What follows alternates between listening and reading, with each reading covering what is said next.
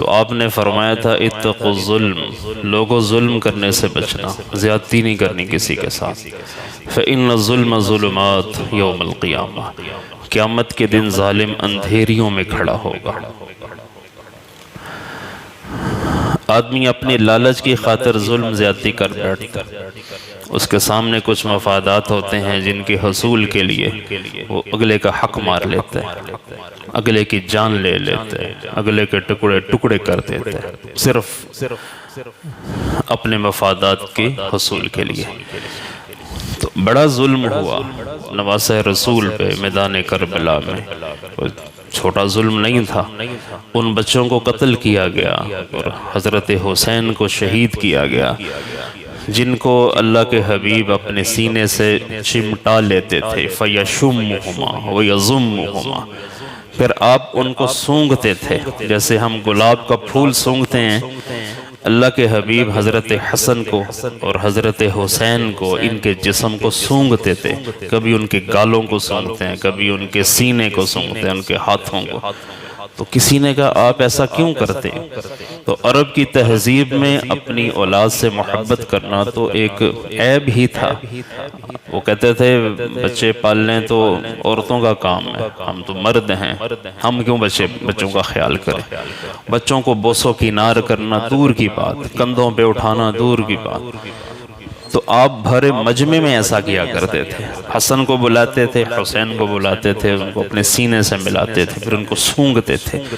تو کسی نے پوچھا آپ ایسا کیوں کرتے ہیں؟ تو آپ نے فرمایا ہما ریحانہ یا من الدنیا، یہ میرے پھول ہیں تو میں ان کو سونگھتا ہوں۔ تو وہ جنت کے سردار تھے، ان کے جسموں سے خوشبو آتی تھی۔ آپ اپنے کندھوں پہ اٹھا لیتے تھے، اپنی گود میں بٹھا لیتے تھے۔ حسن بن علی کو اپنی گود میں بٹھایا اور آپ ان کو بوسے پہ بوسے دے جا رہے۔ تو بنو تمیم قبیلے کا ایک سردار تھا، اقرع بن حابس، اس نے دیکھا تو وہ کہنے لگا اتقبل صبیانک یا رسول اللہ، آپ اپنے بچوں کو پیار کرتے ہیں؟ اور کہاں کرتا ہوں؟ ان لی عشرۃ من الولد، ان لی عشرۃ من الولد ما قبلت منہم احدا، میرے 10 بچے ہیں، میں نے کبھی کسی کو پیار نہیں کیا۔ تو آپ نے کہا او املک لک ان نزع اللہ من قلبک الرحمہ، اللہ نے تیرے دل سے رحمت کو، رحم کو کھینچ لیا ہے، تو میں کیا کر سکتا ہوں پھر؟ تو آپ حسن بن علی کو کندھے پہ اٹھاتے تھے، دوسرے کندھے پہ حسین بن علی کو اٹھاتے تھے، اور مجمع میں گزر جاتے تھے، بازار میں گزر جاتے، گلیوں میں گزر جاتے تھے۔ یہ طریقہ ہوتا تھا بچوں کو کندھوں پہ اٹھا کے پھرنا۔ آپ لوگوں نے کبھی آپ پھرے کبھی؟ تو کبھی سنت کو ادا کرنا چاہیے آپ کو بھی، اپنے نواسوں کو، نواسیوں کو، چھوٹے بچوں کو اٹھاؤ کندھوں پہ اور لے جاؤ باہر، نبی کی سنت سمجھ کے لے جایا کرو۔ تو آپ اٹھاتے تھے تو ایک صحابی نے کہا کیا کہنے اتنی اعلیٰ سواری ہے محمد کے کندھے صلی اللہ علیہ وسلم، کتنی اعلیٰ سواری ہے محمد کے کندھے۔ تو آپ نے ارشاد فرمایا یہ سوار بھی بہت اعلیٰ ہے، نعم الراکب ہوا، یہ سوار بھی بہت اعلیٰ ہیں، یہ بھی عام نہیں ہے۔ ان کو میدان کربلا میں تکلیف دچار کیا گیا، سر مبارک کاٹا گیا، جسم کی بوٹیاں اڑا دی گئی، جسموں پہ گھوڑے دوڑا دیے۔ کوئی بندہ دشمن کے ساتھ بھی ایسا نہ کرے کہ اللہ کے حبیب نے مسلح کرنے سے منع کیا ہے۔ آپ نے فرمایا جب کسی دشمن کو تم قتل کرو اسے مسلح نہ کرو، اس کے ناک کان، اس کے جسم کے اعضاء مت کاٹو۔ لیکن یہاں پر ابن زیاد کا حکم ہے کہ حسین کا سر بھی کاٹو، اس کا جسم ٹکڑے ٹکڑے بھی کرو، گھوڑے دوڑا دو اس کی لاش پر۔ تو عمر بن سعد کے حکم سے 10 سوار حضرت حسین کی لاش سے گزر گئے اور روند ڈالا انہوں نے۔ 73 زخم تو پہلے ہی جسم مبارک پہ لگے ہیں، سر زخمی، کندھے زخمی، سینہ زخمی، پشت، مطلب کوئی حصہ ایسا تھا نہ۔ لیکن سیاہ نشان تھے حضرت حسین کی پشت پر۔ وہ کوفیوں نے جب اٹھا کے دیکھے تو وہ اس بات میں تردد میں تھے کہ حسین کی کمر پر سیاہ نشان کس چیز کے ہیں۔ تو انہوں نے جب علی اصغر سے پوچھا، امام زین العابدین سے رحمت رضی اللہ عنہ، کہ تیرے باپ کی پشت پہ ہم نے سیاہ نشان دیکھے ہیں، وہ کیا تھے؟ تو انہوں نے فرمایا میرے والد وہ اپنے کندھوں پر اناج کی بوریاں اٹھاتے تھے اور مساکین کے گھروں میں لاد دیا کرتے تھے، تو غریبوں کے گھروں میں اناج ڈالتے تھے اپنے کندھوں پہ، اپنی پشت پہ اٹھا کر۔ یہی حال حضرت امام زین العابدین کا بھی تھا، جب ان کو غسل دینے کے لیے لٹایا گیا تو ان کی کمر بھی سیاہ نشان پڑے ہوئے تھے۔ دیکھیں نا، ایک دو دفعہ کوئی بوری اٹھائے تو نشان نہیں پڑتے، لیکن اگر ایک آدمی کا مستقل ہی یہ وطیرہ اور کام ہو تب یہ نشان پڑتے ہیں۔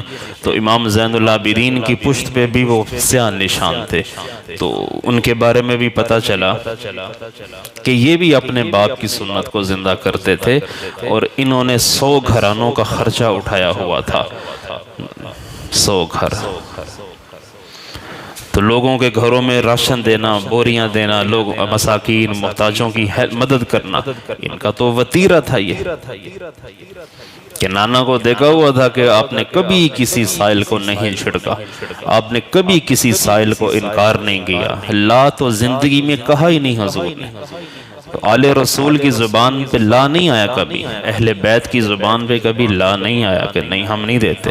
وہ بڑے گھرانے کے لوگ تھے۔ جبریل امین حاضر ہوئے حضور کے پاس، کہنے لگے یا رسول اللہ مجھے اللہ نے حکم دیا تو میں نے مشرق اور مغرب میں دیکھا، مجھے آپ جیسا کوئی نظر نہیں آیا، حضور کا نعم البدل کوئی نہیں ہے، حضور جیسا کوئی نہیں ہے۔ پھر کہنے لگے میں نے مشرق اور مغرب کو کھنگال ڈالا، الٹ پلٹ کر کے دیکھا، مجھے آپ کے خاندان سے افضل خاندان یعنی بنو ہاشم، اس سے افضل خاندان مجھے کبھی نظر نہیں آیا۔ تو آپ کا خاندان بھی سب سے اعلیٰ، آپ کے اہل بیت اطہار بھی سب سے اعلیٰ، اس کا ایک ایک فرد سب سے اعلیٰ ہے، اور آپ کی ذات گرامی تو ہے ہی سب سے اعلیٰ۔ تو ہم اس لحاظ سے بڑے خوش قسمت ہیں کہ ہمارے رب نے ہماری نسبت اللہ اپنے نبی کے ساتھ جوڑی، اور نبی سب سے اعلیٰ، جو کتاب نازل ہوئی وہ بھی سب سے اعلیٰ، تو کتاب کے ساتھ ہمارا تعلق جوڑا۔ پھر اللہ نے ہمارا تعلق اہل بیت اطہار کے ساتھ جوڑ دیا۔ جیسے اللہ سے محبت کرنے کا حکم ہے کہ احب اللہ، لوگوں اللہ سے محبت کیا کرو، کہ والذین آمنوا اشد حبا للہ، جو ایمان والا ہوتا ہے وہ اللہ سے بہت زیادہ محبت کرتا ہے۔ آپ نے کہا احبونی لحب اللہ، لوگوں مجھ سے محبت کرو کیونکہ اللہ مجھ سے محبت کرتا ہے، وَأَحِبُّ أَهْلَ بَيْتِ لِحُبِّ، اور میرے اہل بیت سے محبت کرو میری وجہ سے، میری وجہ سے، کیونکہ میں اپنے اہل بیت سے محبت کرتا ہوں۔ آپ بیٹھے ہوتے تھے نا، حضرت فاطمہ سیدہ زہرا تشریف لاتی تھیں تو حضور اپنی مجلس سے اٹھ جاتے تھے، دروازے تک جاتے تھے اور اپنی بیٹی کا ہاتھ پکڑتے تھے اور اس کو بوسہ دیتے تھے، پھر پیشانی پہ بوسہ دیتے تھے، پھر آپ ان کا ہاتھ پکڑے پکڑے اپنی مجلس جہاں پہ آپ بیٹھے ہوتے تھے اس جگہ آپ بیٹھاتے تھے، اپنی بیٹی کو اس طرح عزت دیتے تھے۔ جب آپ جاتے تھے حضرت زہرا کے پاس، وہ بھی ایسے ہی آتی تھی، دروازے پہ آتی تھی، حضور کا ہاتھ پکڑتی تھی، اس کو بوسہ دیتی تھی، پھر پیشانی پہ بوسہ دیتی تھی، اور پھر اپنی نشست پر آ کر اللہ کے حبیب کو بٹھا لیتی تھی۔ تو حضرت عائشہ صدیقہ فرماتی ہیں چال میں، ڈھال میں، بول میں، گفتار میں سب سے زیادہ مشابہت جو پائی گئی وہ حضرت فاطمہ رضی اللہ عنہا کے اندر تھی، کہ وہ بہت سیم ٹو سیم اللہ کے نبی کی کاپی تھے۔ حسن حسین ان کا جسم اللہ کے نبی کے مشابہ تھا۔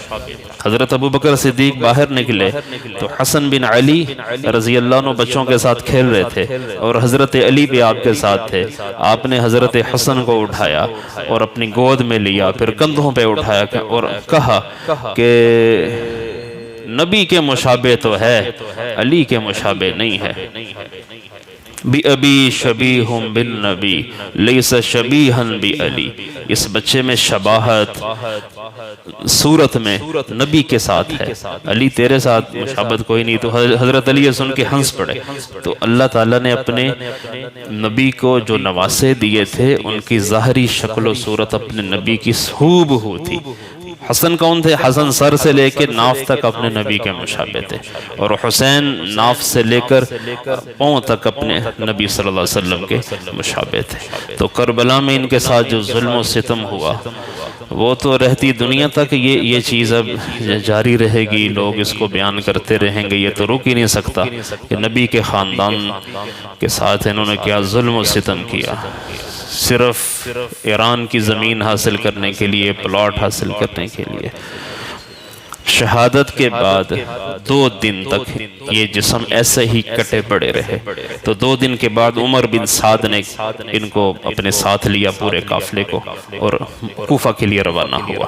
تو جب یہ نکلے ہیں تو حضرت زینب نے، بی بی سکینہ نے، فاطمہ کبریٰ نے جو حضرت حسین کی صاحبزادیاں تھیں، انہوں نے جب لاشیں بکھری ہوئی جگہ جگہ دیکھیں اور اپنے باپ کا گور و کفن لاشا دیکھا تو حضرت زینب کی زبان سے فی البدی نکل گیا اس غم سے، وا محمدا وا محمدا صلی علیک الالہ وملک السماء ھذا حسین بالعراء مذمل بالدماء مقطع الاعضاء تصفی علیہ الریاح وا محمدا۔ یہ نوحہ ایسا حضرت زینب نے کہا کہ عمر بن سعد منہ پھیر کے رونے لگ گیا، اور کوفی اپنے گھوڑوں کی پشتوں پہ بیٹھے منہ پھیر کے رونے لگ گئے کہ یہ کیا ہو گیا ہم سے، یہ ہم نے کیا کر دیا۔ ارے ظالموں، پہلے سوچنا تھا نا، جنگ سے پہلے حضرت امام نے اپنا تعارف لوگوں کو کرایا تھا کہ تم دیکھو کس کے خلاف کھڑے ہو رہے ہو، تلوار کس کے خلاف اٹھ رہی ہے تمہاری، میں کون ہوں، مجھے جانتے ہو میں کون ہوں، علی بن ابی طالب کا بیٹا ہوں، محمد صلی اللہ علیہ وسلم کا نواسہ ہوں، مجھے میرے بھائی حسن کو نبی نے کہا تھا سیدہ شباب اہل الجنہ، مجھے کہا تھا۔ اگر تمہیں یقین نہیں آتا تو سہل بن حنیف صحابی سے پوچھو، تمہیں یقین نہیں آتا تو انس بن مالک سے پوچھو، دیگر صحابہ سے پوچھو، ہم کون ہیں اور تم ہمارے خلاف کیوں لڑنے کے لیے آ رہے۔ لیکن بدبختوں کی آنکھوں پہ پٹی بندی تھی، وہ نہیں دیکھ پائے کہ ہم نے یہ کیا کیا۔ تو حضرت زینب نے کہا ہمارے نانا، ہمارے محمد، یہ دیکھیں تو صحیح، آپ پر اللہ کا سلام ہو، فرشتوں کا بھی سلام ہو، یہ دیکھیں حسین کا کٹا ہوا جسم یہاں پڑا ہے۔ انہوں نے کفن بھی نہیں دیا تھا، گورو کفن ہی چھوڑ دی، بے گورو کفن چھوڑ دی، کفن بھی نہیں دیا، کہ دیکھیں ہوائیں چل رہی ہیں، جسم کٹا ہوا ہے، اعضاء بکھرے ہوئے ہیں، اور پھر تھوڑی دیر بعد ہوا چلی اور گرد پڑی، حضرت حسین کی جسم کی بوٹیوں پر اس نے کفن بنا دیا، اور پھر یہ لوگ کوفہ گئے، سر نیزوں پہ چڑھا کے، تو ابن زیاد کے سامنے لا کے سر رکھا تو وہ کھانا کھا رہا تھا۔ تو جب کوفہ میں انٹری ہوئی تو کوفی عورتیں سیاہ لباس پہن کے نکلی اور انہوں نے ماتم شروع کر دیا۔ تو حضرت زینب رضی اللہ عنہا فرمانے لگی تمہارے مردوں نے ہمارے مردوں کو قتل کر دیا، اب تم کس منہ سے آنسو بہاتی ہو، تمہارے بلانے پہ ہم لوگ یہاں آئے اور تم لوگوں نے ہمارے ساتھ غداری کی۔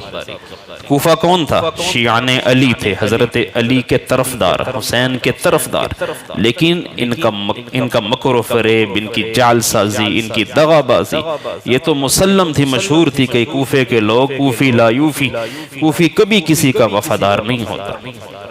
حضرت علی کو بھی شہید کروانے والے ہوئے، پھر بیٹے کو بھی کروا دیا۔ تو حضرت زینب کے کپڑے میلے کچیلے، گرد پڑی ہوئی، کوئی حال نہیں، خستہ حال، سارے قافلے کے لوگ بچے۔ تو جب یہ راستے سے گزر رہے تھے تو لوگ اپنے گھروں سے کوئی سوکھی روٹی ان کو دے رہا ہے، کوئی کھجوریں دے رہا ہے، کوئی چھوارے دے رہا ہے۔ تو حضرت فاطمہ کبریٰ جو صاحبزادی ہیں حضرت حسین کی، وہ ان بچوں کے منہ سے نوالے نکال کے پھینک رہی تھی اور کہہ رہی تھی کوفہ کے لوگوں ان الصدقۃ علینا حرام، تمہیں پتہ نہیں ہم اہل بیت صدقہ ہم پہ حرام ہے، ہمیں صدقے نہ دو، ہم صدقہ نہیں کھاتے۔ تو ابن زیاد کے مجلس میں جا کے بیٹھے، ایک طرف حضرت زینب بیٹھ گئیں، باقی لوگ ایک طرف ہو کے بیٹھے۔ تو ابن زیاد آیا اور اس نے سارا منظر دیکھا اور پھر ایک بی بی کو دیکھا کہ وہ خستہ حال ایک طرف بیٹھی ہے، کہنے لگی تو کون ہے؟ تو وہ نہیں بولی، پھر کہنے لگے بولتی نہیں، کون ہے تو؟ پھر تین دفعہ جب اس نے پوچھا تو ایک لونڈی تھی حضرت زینب کی، وہ کہہ لگی یہ فاطمہ کی صاحبزادی ہیں، زینب بنت فاطمہ، یہ وہ ہیں۔ تو کہا اچھا ہو گیا جو ان کے ساتھ ہوا، بہت اچھا ہوا ہے۔ پھر ایک بچے پہ نظر پڑی تو کہا یہ کون ہے؟ کہا یہ علی ہے، علی بن حسین۔ کہا علی کو تو خدا نے قتل کر دیا۔ تو حضرت زین العابدین فرمانے لگے میرے بڑے بھائی کا نام بھی علی تھا، ظالموں نے اسے شہید کر دیا ہے۔ کہا شہید نہیں ہوا، وہ مارا گیا ہے۔ کہا اللہ کے پاس پہنچ گیا ہے، ہم لوگوں کی نسبت محمد صلی اللہ علیہ وسلم کے ساتھ ہے اور ہماری نسبت قرآن کے ساتھ ہے۔ قرآن نے ہمیں پاکیزہ کہا ہے کہ انما یرید اللہ لیذھب عنکم الرجس اہل البیت ویطہرکم تطہیرا۔ اللہ نے ہماری تطہیر کا اعلان کیا ہے، تم جو کہو سو کہو، اس سے کوئی فرق نہیں پڑتا۔ تو اس نے حکم دیا اس بچے کو بھی قتل کر دو۔ سیریس ہو گیا تھا، قتل کرو اس کو بھی، یہ کیوں بچ گیا؟ تو زینب سلام اللہ علیہ اٹھ گئیں اور آ کے بچے کو لپٹ گئیں، کہا اس کو قتل سے پہلے مجھے قتل کرو۔ تو حضرت زینب نے واویلا جب کیا تو اس پر وہ باز آیا۔ پھر اس نے مجمع کو اکٹھا کیا اور مسجد میں اور ان مظلومین کو بھی وہاں جمع کیا اور منبر پہ خطبہ دینے کے لیے کھڑا ہوا۔ کہا اللہ کی رحمت ہو امیر المومنین یزید ابن معاویہ پر کہ جس نے ان کو فتح دی، کامیابی دی، اور کذاب ابن کذاب کو اللہ نے ہلاک کر دیا۔ تو یہ بےہودہ تقریر جب حضرت عبداللہ ابن عزیف ایک شخص تھے جو حضرت علی کے طرفداروں میں تھے، ان کے شیعہ تھے حضرت علی کے، وہ کھڑے ہو گئے اور کہنے لگے تو کذاب ابن کذاب ہے، تو نے آل رسول کا خون بہایا اور اب تو کہتا ہے کہ وہ کذاب ہیں، تو بڑا کذاب ہے۔ اب یہ چیز ابن زیاد کیسے برداشت کر سکتا تھا؟ تو اس نے حکم دیا قتل کرو عبداللہ کو۔ تو عبداللہ کی فیملی کی برادری بیٹھی تھی، انہوں نے بچاؤ کر لیا۔ تو عبداللہ کی عادت یہ تھی کہ یہ مغرب کی نماز سے لے کر عشاء تک بیٹھا کرتے تھے مسجد کوفہ میں اور اللہ کے ذکر عبادت میں لگے رہتے تھے۔ اس وقت تو ابن زیاد نے کچھ نہیں کہا، عشاء کی نماز کے بعد اس کو گرفتار کیا اور قتل کر کے لاش اس کی چوراہے میں لٹکا دی۔ ایسا کرتا تھا ظلم۔ پھر اس نے چھڑی ماری حضرت حسین کے چہرے پر اور کہنے لگا ایسا حسن اللہ کی قسم میں نے آج تک کبھی نہیں دیکھا، کبھی نہیں دیکھا، کبھی نہیں دیکھا۔ تو حضرت انس وہاں تھے، انہوں نے کہا یہ چھڑی ہٹا، اللہ کے حبیب ان ہونٹوں پہ بوسہ لیتے تھے، کیا کر رہے تو ابھی بھی تو باز نہیں۔ پھر اس نے وہ سر اور 72 سر وہ کہا ان کو لے کے چلو دمشق میں۔ تو یزید بن معاویہ کے دربار میں ان کو لے کے چلے، تو سر نیزے پہ چڑھایا اور لے چلے دمشق کی طرف۔ یزید بن معاویہ کے دربار میں جب حضرت امام صاحب کا سر پہنچا ہے تو اس کی بیوی تھی ہندہ بنت عبداللہ، اس کو جب پتہ چلا تو اس نے حضرت حسین کا سر لیا اور اس کو عرق گلاب سے دھویا، صاف ستھرا کیا اس کو، اور پھر یزید بن معاویہ کے سامنے اس کو رکھا گیا۔ تو یزید نے بھی چھڑی ماری، تو ابو برزہ اسلمی نے بھی وہاں ٹوکا کہ یہ چھڑی ہٹا، اللہ کے حبیب ان ہونٹوں پہ بوسہ لیتے تھے۔ تو